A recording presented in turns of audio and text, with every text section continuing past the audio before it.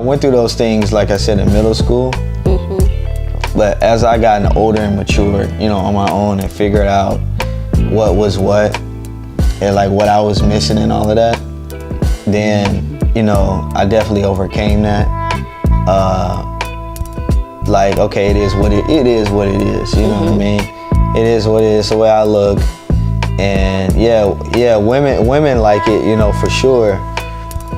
But I guess it's hard to talk to somebody about it. Most people it's hard to talk to about because, oh, you get all these girls, man. Look at you, man. You got this, and which is cool, but it wasn't about that. It was more like people feel comfortable when they see other people that, you know, me and you have locks. You know, look at your style and look at mine. It's flattering, you know.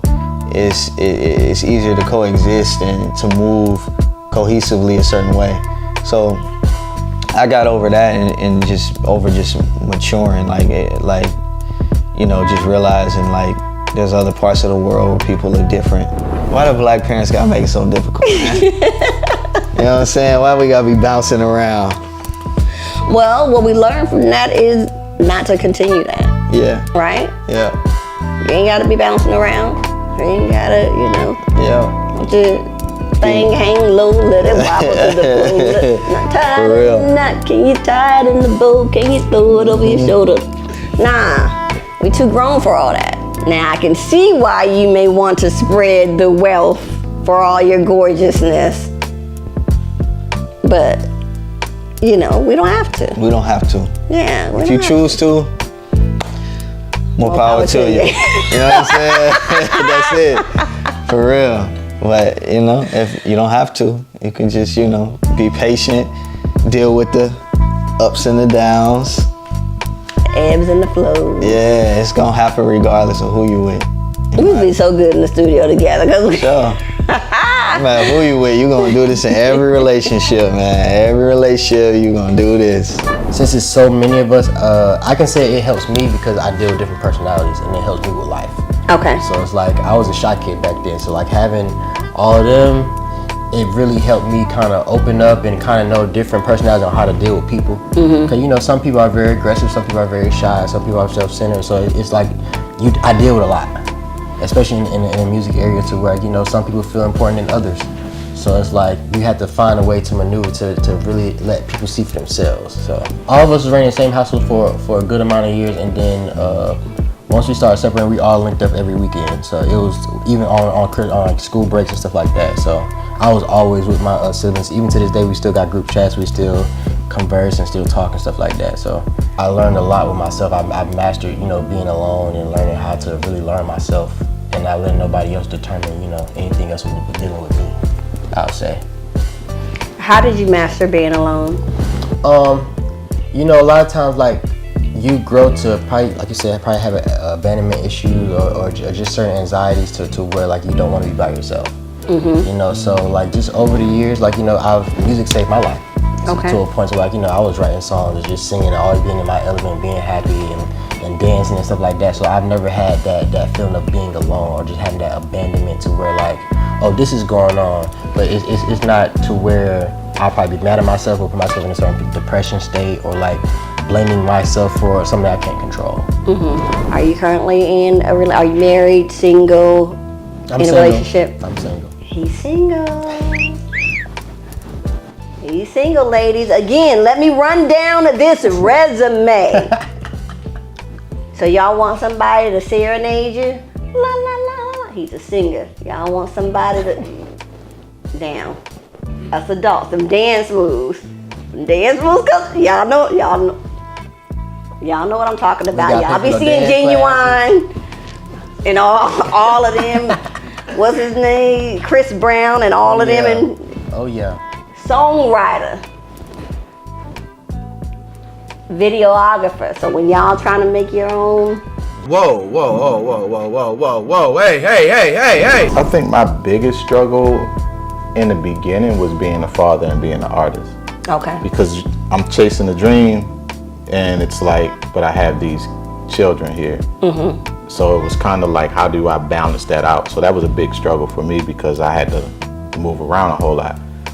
beginning, I took them with me to everything.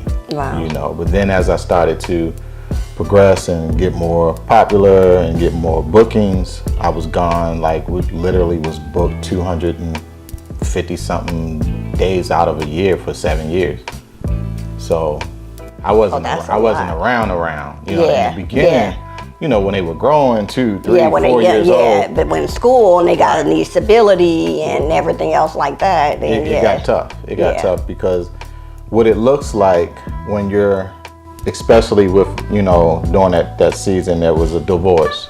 Mm-hmm. So, and that was by me really running after this dream and this purpose. Like, I can't shake my purpose. Got it. You know, so it was like, well, what are you going to choose?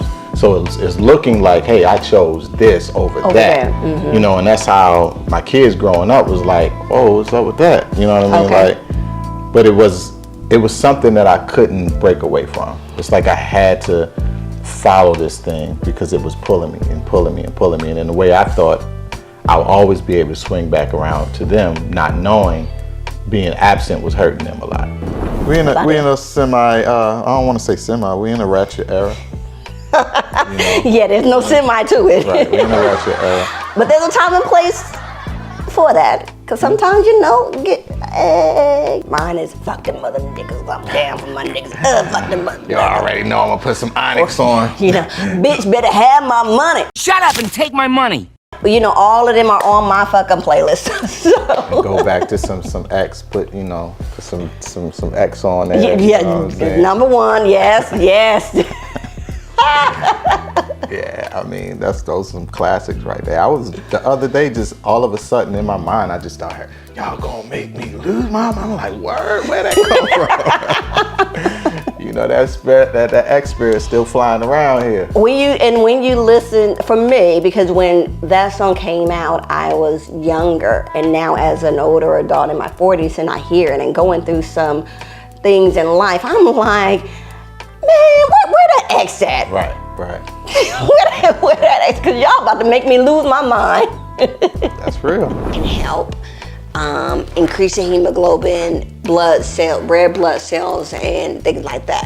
So a lot of times what we have had a problem with, I'm thinking of me, my husband and I, when we come into holistic medication, is that a lot of it includes alcohol. And because of religious purposes, we don't believe in using that or incorporating that. Y'all know this Dr. O after dark, and we got a little bit of cheers to you, a little bit of ha-ha. But for my daughter, we don't want to, incorporate those things. So do you guys offer, or do you, in your products, have anything that does not include the suppression or alcohol or things like that for those who may have substance abuse problems or just don't want to have alcohol included?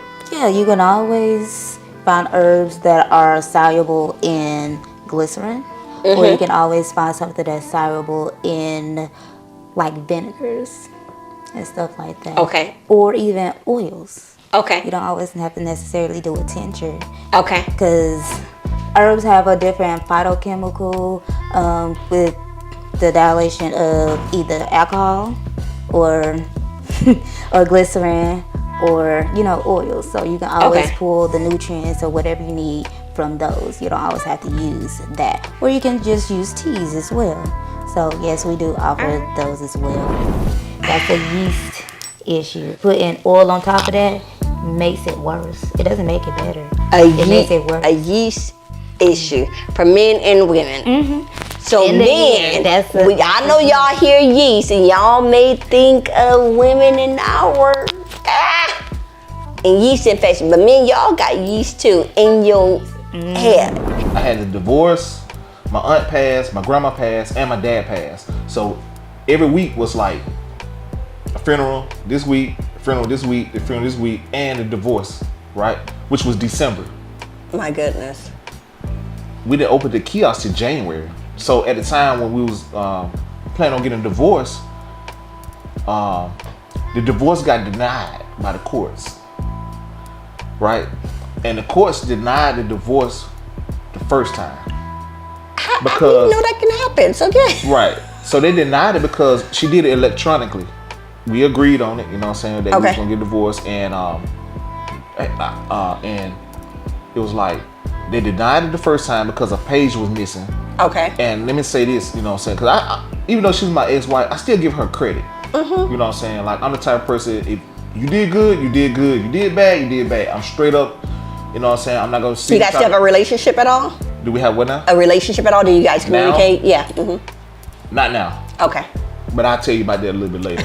Okay, You know we'll what get I'm into saying? that later. Yeah, we get into that part a little bit later. You know what I'm saying? We did, but we didn't. We don't now. But anyway, so they denied it the first time, and then she's really good with paperwork. She's very smart. Okay. You know, so when it comes to paperwork, business, stuff like that, she's very smart. And I know she did it right.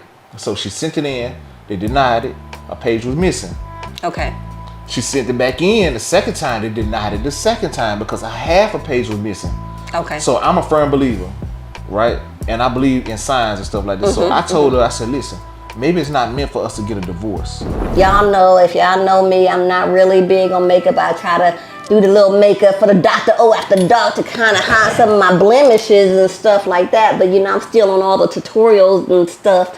And sometimes kind of look back at some of the episodes and be like, Olivia, what the heck was you doing? Looking like the lady off of the Drew Carey show. I forget. I forget me having eyeshadow all up here. I be thinking I'm cute.